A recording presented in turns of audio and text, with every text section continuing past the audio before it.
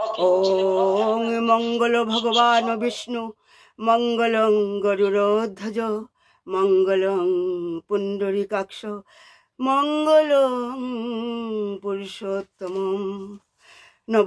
নমো পঙ্কজনাভায় নমো পঙ্কজমালিনে নমো পঙ্কজনেত্রায় নমস্তে পঙ্কজাঙ্গ্রয়ে।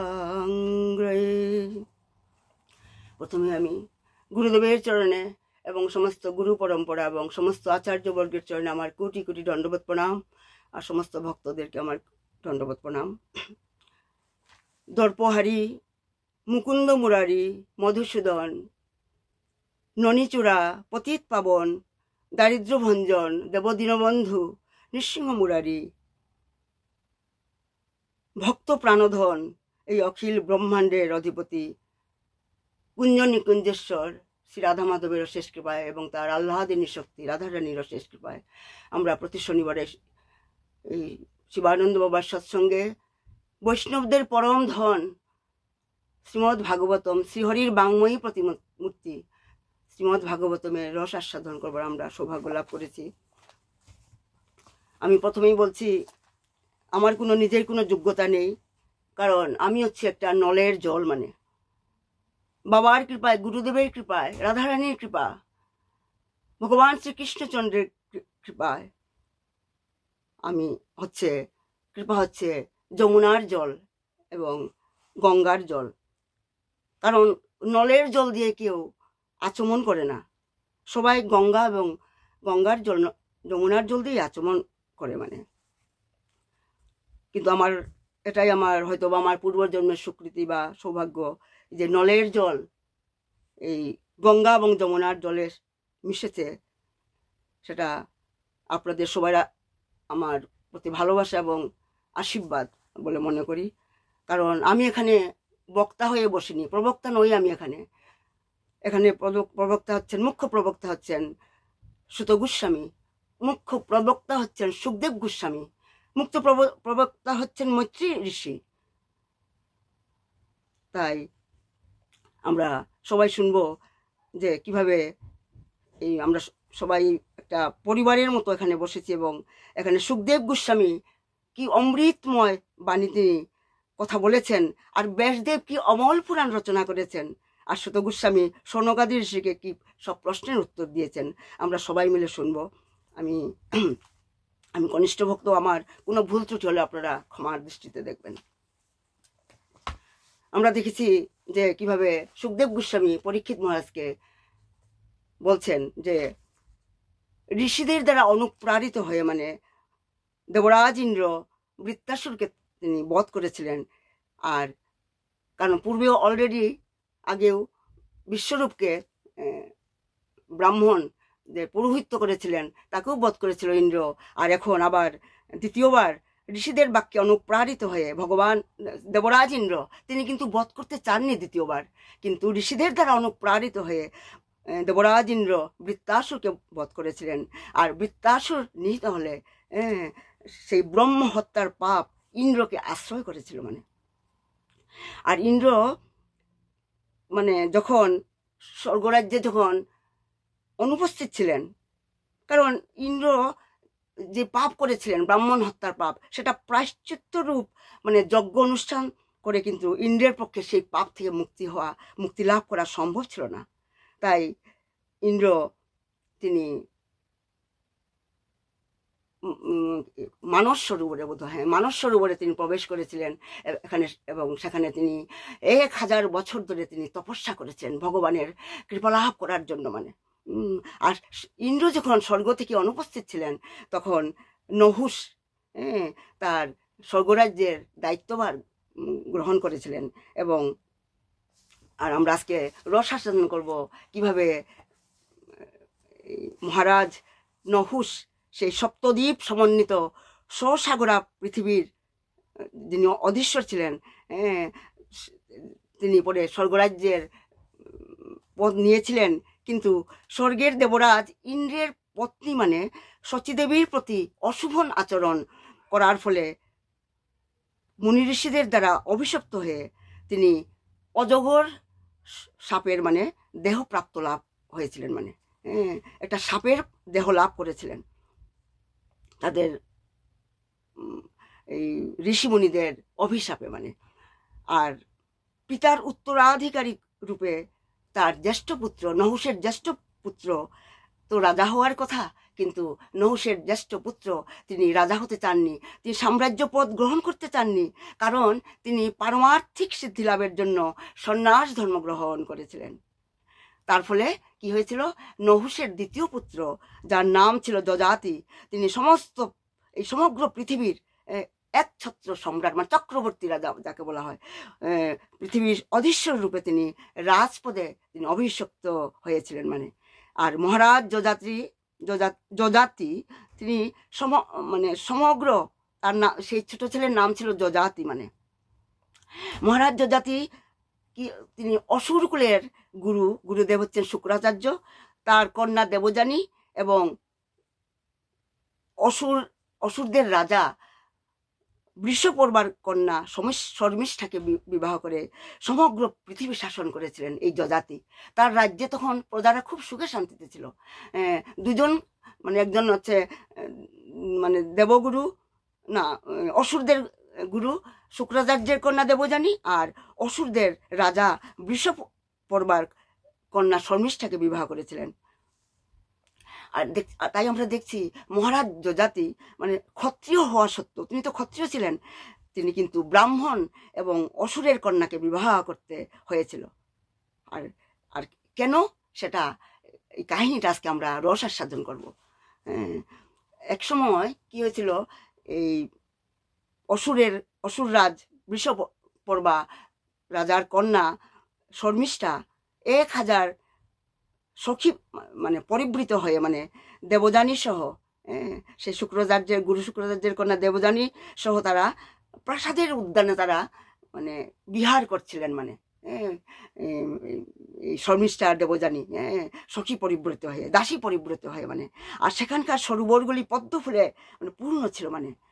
আর তারা সকলে মানে বিবস্ত্র হয়ে, মানে একটা সরোবরে জলকেলি করছিল, মানে সবাই জলকেলি করছিল, মানে। হঠাৎ সেখানে দেবাদিদেব মহাদেব সেদিকে আসছে দেখে তারা সকলে তীরে উঠে, তারা সরোবরের তীরে উঠে গিয়ে তারা নিজের বস্ত্র তারা পরিধান করতে লাগলেন, মানে। আর শর্মিষ্ঠা কি হয়েছিল, যে শর্মিষ্ঠা সেই অসুরের কন্যা শর্মিষ্ঠা কি করেছিল, ভুল করে মানে দেবযানীর বস্ত্র কাপড়টা পরে নিয়েছিল, মানে তাড়াতাড়ি করে, কারণ দেবাদিদেব মহাদেবকে দর্শন করে ভুলবশত শর্মিষ্ঠা মানে দেবযানীর বস্ত্র সে পরিধান করেছিল। আর অসুর কন্যা হয়ে একটা ব্রাহ্মণ কন্যার বস্ত্র পরিধান করার জন্য দেবযানী খুব মানে ক্রুদ্ধ হয়েছিলেন, খুব ক্রোধান্বিত হয়েছিলেন। তখন তিনি শর্মিষ্ঠাকে খুব তিরস্কার করেছিলেন, গালাগালি করছিলেন। আর শর্মিষ্ঠা তখন অত্যন্ত ক্রোধান্বিত হয়ে কি করেছিল, দেবযানীকে বিবস্ত্র করে, মানে তাকে একটা কুয়াতে মানে নিক্ষেপ করে গৃহে ফিরে গিয়েছিল, মানে এই কাজটা করে গিয়েছিল। আর এদিকে মহারাজ যজাতি মৃগয়া করতে করতে সে পিপাসার্ত হয়ে জলের অন্বেষণে সেই কুয়ার মানে কাছে এসে হঠাৎ দেখতে পান, দেবযানীকে দেখতে পান। তখন তিনি, আমি একটু সংক্ষেপ করে বলছি, কারণ তখন তিনি অতি সাবধানে মানে দেবযানীর হাত ধরে তাকে কুয়া থেকে মানে তুলে আনলেন, মানে উদ্ধার করলেন, মানে। আর তখন দেবযানী তাকে তার মানে রাজাকে যজাতিকে রাজা মহারাজ যজাতিকে অনুরোধ করলেন যে তাকে বিবাহ করার জন্য, মানে সঙ্গে সঙ্গে তিনি মানে সেটা অনুরোধ করলেন যে আমাকে বিবাহ করুন আপনি। কেননা কারণ কি, কারণ তিনি তার হস্ত স্পর্শ করেছেন, যজাতি তার হাত ধরে তাকে তুলে নিয়েছিলেন কুয়া থেকে। তার জন্য শর্মিষ্ঠা বলেছিলেন আপনাকে বিবাহ করতে হবে, আমার পক্ষে আর অন্য কাউকে পতিত্বে বরণ করা সম্ভব নয়। যেহেতু দেবযানী অত্যন্ত সুন্দরী ছিলেন, তাই তার রূপে আকৃষ্ট হয়ে মহারাজ যজাতি তার মানে তার অনুরোধ তিনি রক্ষা করেছিলেন। আর দেবযানী তখন ঘরে ফিরে এসেছিলেন, এসে কাঁদতে কাঁদতে তার পিতা শুক্রাচার্যের নিকট সমস্ত ঘটনা বর্ণনা করলেন, কিভাবে কিভাবে শর্মিষ্ঠা তাকে বিভ্রস্ত করে তাকে কুয়ার মধ্যে নিক্ষিপ্ত করেছিল, আর কিভাবে মহারাজ যযাতি তাকে উদ্ধার করেছিলেন। তার ফলে সেটা শোনা মাত্র শুক্রাচার্য খুব ক্রোধান্বিত হয়ে তিনি তার কন্যার হাত ধরে তারা গৃহ পরিত্যাগ করলো। কোথায় যাবার জন্য? সেই অসুর রাজের বাড়িতে, বিষপর্বার বাড়িতে যাবার জন্য।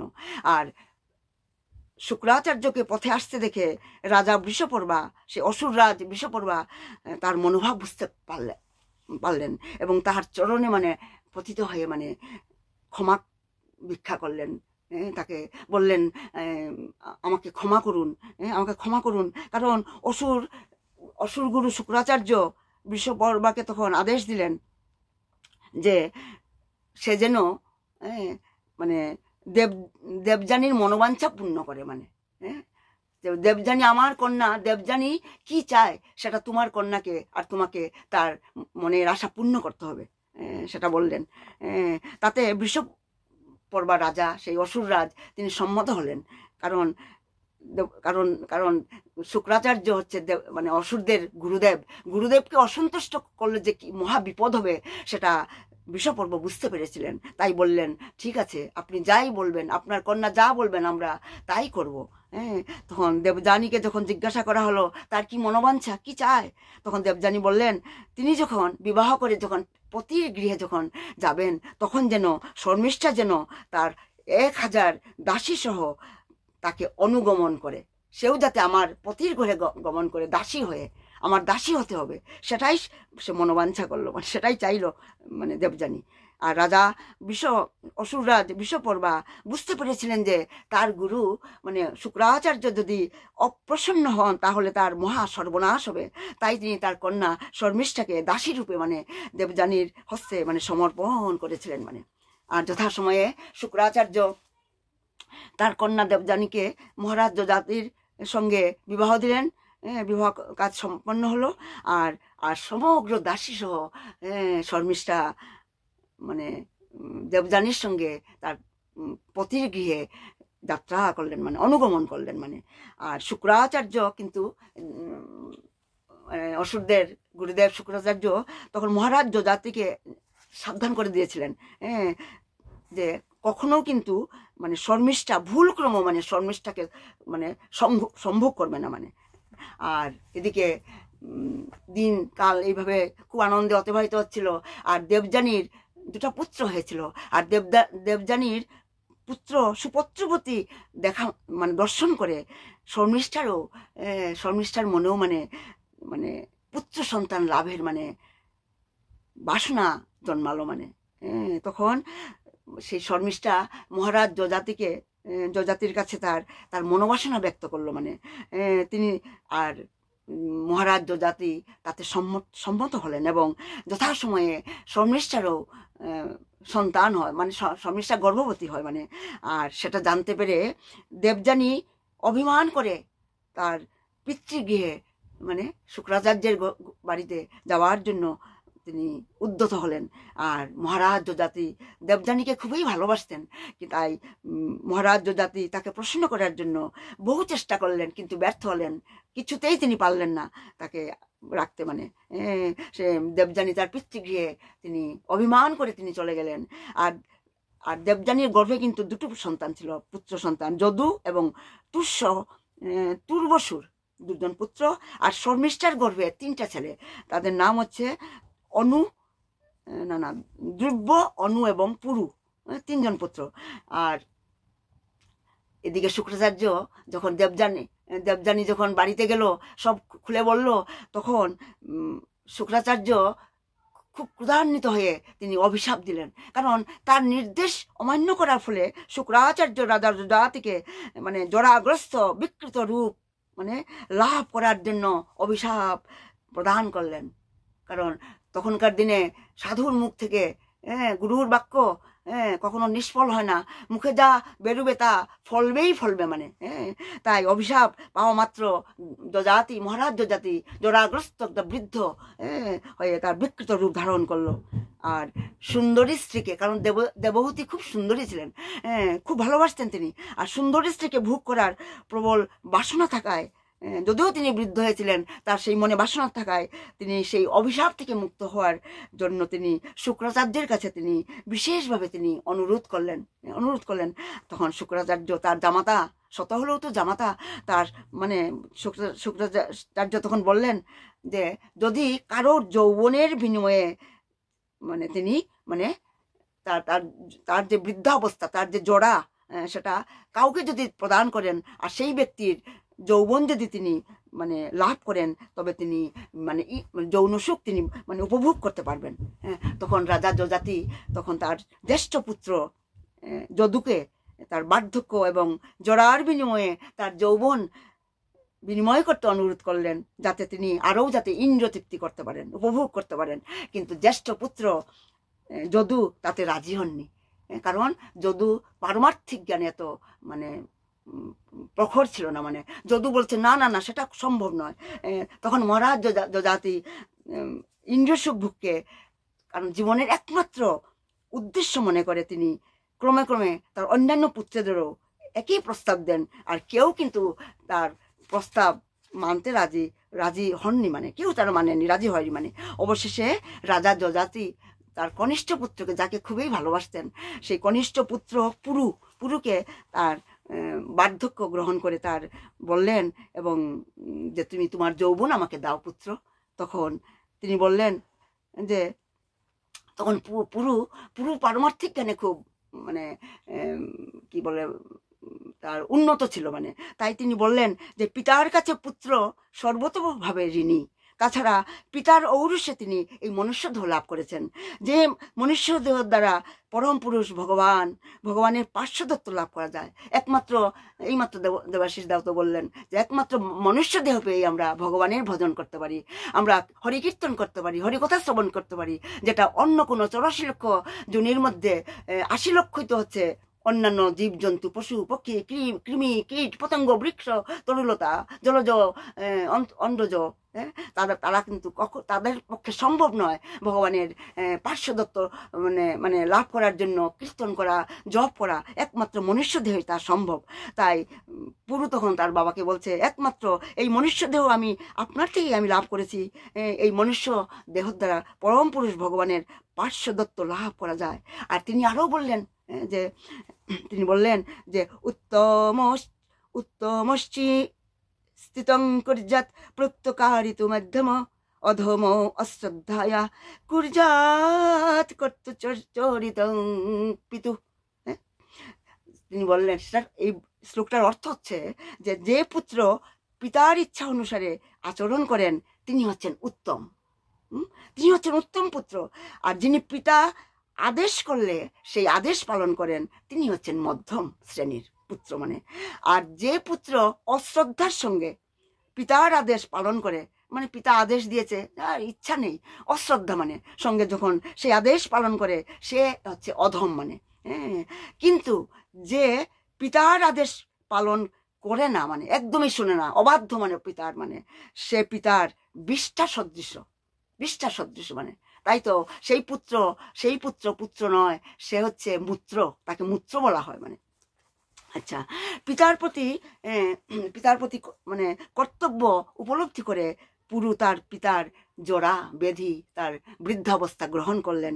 আর পুত্রের যৌবন লাভ করে মহারাজ যজাতি বহু বছর ধরে তিনি এই জড়জগৎকে তিনি ভোগ করেছিলেন। মানে তার প্রিয়তমা পত্নী দেবযানীকে তাকে সর্বতোভাবে তিনি সুখ প্রদান করেছিলেন। এভাবে যজাতি বহুকাল যাবৎ তিনি এই সসাগরা পৃথিবীর চক্রবর্তী সম্রাট হয়ে সেই পৃথিবী শাসন করেছিলেন। তিনি প্রজাদের পুত্রবৎ পালন করতেন এবং বিভিন্ন যজ্ঞ সম্পাদনের মাধ্যমে তিনি সকলের হৃদয়ে বিরাজমান পরমাত্মা, হ্যাঁ, ভগবান সকলের হৃদয়ে পরমাত্মা বিরাজ করতেন। সেই পরমাত্মাকে বিষ্ণুকে সন্তোষ বিধান করার জন্য নানা যজ্ঞ করতেন তিনি। রাজা যযাতি এইভাবে 1,000 বছর ধরে ইন্দ্র সুখ ভোগে নিজেকে নিয়োজিত করেও কিন্তু তিনি তৃপ্তি লাভ করতে পারেননি। তবুও তিনি অতৃপ্তই ছিলেন, যতই যজ্ঞ করেছিলেন। কারণ এইগুলি তো সবই, সেই যজ্ঞগুলি তো সবই ছিল সকাম যজ্ঞ। তাই 1000 তিনি মানে এত যজ্ঞ করা সত্ত্বেও তিনি ইন্দ্র এত বছর 1,000 বছর ধরে ইন্দ্র সুখ ভোগ করা সত্ত্বেও তিনি অতৃপ্তই ছিলেন। তিনি মহারাজ যযাতি সুন্দরী স্ত্রীর প্রতি আসক্ত হয়ে যদিও তিনি শ্রৈণ হয়ে পড়েন, তবু শেষ পর্যন্ত কিন্তু ভগবানের কৃপায় তিনি মানে তার নিরর্থক মানে সেটা যে এই যে জড় সুখ ভোগ ইন্দ্রতৃপ্তি যে নিরর্থক অর্থহীন সেটা তিনি উপলব্ধি করতে পারলেন। মানে তাই তিনি সংসারের মায়াবন্ধন ছিন্ন করার জন্য নিজের জীবনী অবলম্বনে মানে তার রূপসী কন্যা দেবযানীকে একটা গল্প বলেছিলেন, একটা ছাগ এবং ছাগির গল্প। তিনি ছাগল মানে ছাগ এবং ছাগির গল্প বলেছিলেন। একটা ছাগ তার ইন্দ্রতৃপ্তির জন্য একটা বনে বিচরণ করতে করতে একটা কূপে পতিত একটা ছাগিকে দেখতে পেয়ে তাকে উদ্ধার করেছিলেন, এবং সেই ছাগিটি সুন্দর দর্শন সেই ছাগটিকে পতিত্ব বরণ করেছিলেন এবং তাদের অনেক সন্তান হয়েছিল। কিন্তু সেই ছাগটি কিন্তু সেই ছাগিটিকে নিয়ে মানে মানে সন্তুষ্ট থাকতে পারেনি। সে অনেক ছাগির মানে ইন্দ্রিয় সুখ ভোগ করেছিল। সেই গল্পটা যখন বলেছিলেন, ছাগি গল্পটা দেবাহুতি থেকে শুনিয়েছিলেন। মানে এইভাবে রাজা যযাতি তার পত্নীকে এটাই বোঝাতে চেয়েছিলেন যে তিনিও তার সুন্দরী পত্নীর প্রতি আসক্ত হয়ে জীবনের প্রকৃত উদ্দেশ্য যে মানে আত্ম উপলব্ধি, এই দেহাত্ম বুদ্ধি ত্যাগ করা, মানে আত্ম উপলব্ধি যে সেটাই হচ্ছে জীবনের প্রকৃত উদ্দেশ্য, সেটা তিনি ভুলে গিয়েছেন। মানে এই জড়সুখ ভোগ করতে করতে সব ভুলে গিয়েছিলেন। এই জড় জগতের বিষয়ভোগ মানুষকে যে তৃপ্তি দিতে পারে না, সেই প্রসঙ্গে রাজা যযাতি দেবাহুতিকে বললেন যে যতি পৃথিব্যাং ব্রীহি যজত হিরণ্যং পশব স্ত্রিয় ন দিজ্জন্তি মনো প্রীতিং পুংস কামহতস্যতে। মানে এই যে জব, ধান, শস্য, পশু, স্বর্ণ, স্ত্রী আদি পৃথিবীর সমস্ত বস্তু থাকা সত্ত্বেও কামুক ব্যক্তির মন কখনো মানে প্রসন্ন হয় না। মানে কোনো কিছুই তার প্রীতি উৎপাদন করতে পারে না। যেভাবে আমরা যখন অগ্নিতে, যেমন আগুনে যখন আমরা ঘি আমরা ঢালি, সেই আগুন নেভানো খুব মুশকিল, মানে নেভানো যায় না। মানে পক্ষান্তরে সেই আগুনটা মানে বাড়তেই থাকে, বৃদ্ধি হতেই থাকে। ঠিক সেইভাবেই সেই কাম্য বস্তুর উপভোগের দ্বারা কখনো মানে মানে ইন্দ্রতৃপ্তির দ্বারা কখনো মানে শান্তি লাভ করা যায় না। মানে তাই বলা হচ্ছে যে প্রকৃতপক্ষে স্বেচ্ছায় মানে ভোগ বাসনা ত্যাগ করতে হয়। মানে নিজের ইচ্ছার উপর নির্ভর করে, মানে মানে স্বেচ্ছায় ভোগ বাসনা ত্যাগ করতে হয়। মানে তাই রাজা যযাতি তার পত্নী দেবযানীকে আরও বললেন যে জড় বিষয় সুখ উপভোগের মাধ্যমে জড় বিষয় বাসনা থেকে মুক্ত হওয়া যায় না। তাই প্রত্যেকের কর্তব্য হচ্ছে এই অনন্ত দুঃখের কারণ যে এই জড়জগৎ, জড় সুখ ভোগ, সেটা স্বেচ্ছায় মানে পরিত্যাগ করা।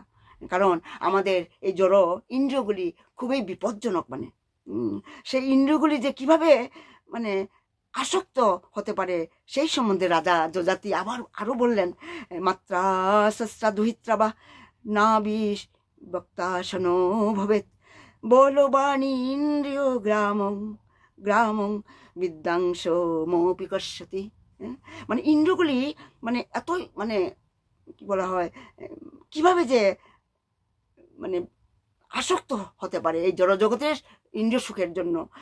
ইন্দ্রগুলি অত্যন্ত বিপজ্জনক। মানে সেই জন্য বলা হয়েছে যে মাতা, ভগ্নী অথবা কন্যার সঙ্গে এক আসনে বসা উচিত নয়। মানে কারণ ইন্দ্রগুলি এতই প্রবল যে কোনো ব্যক্তিকেও, যেভাবে আমরা দেখেছি অনেক উদাহরণ আছে শাস্ত্রে, যেভাবে বিশ্বামিত্র মুনি একটা উচ্চকোটির ব্রাহ্মণ ছিলেন, না উচ্চকোটির বৈষ্ণব ছিলেন। সেই বিশ্বামিত্র মুনি তিনি হাজার বছর ধরে তিনি ভগবানকে সন্তুষ্ট করার জন্য তিনি তপস্যা করেছিলেন।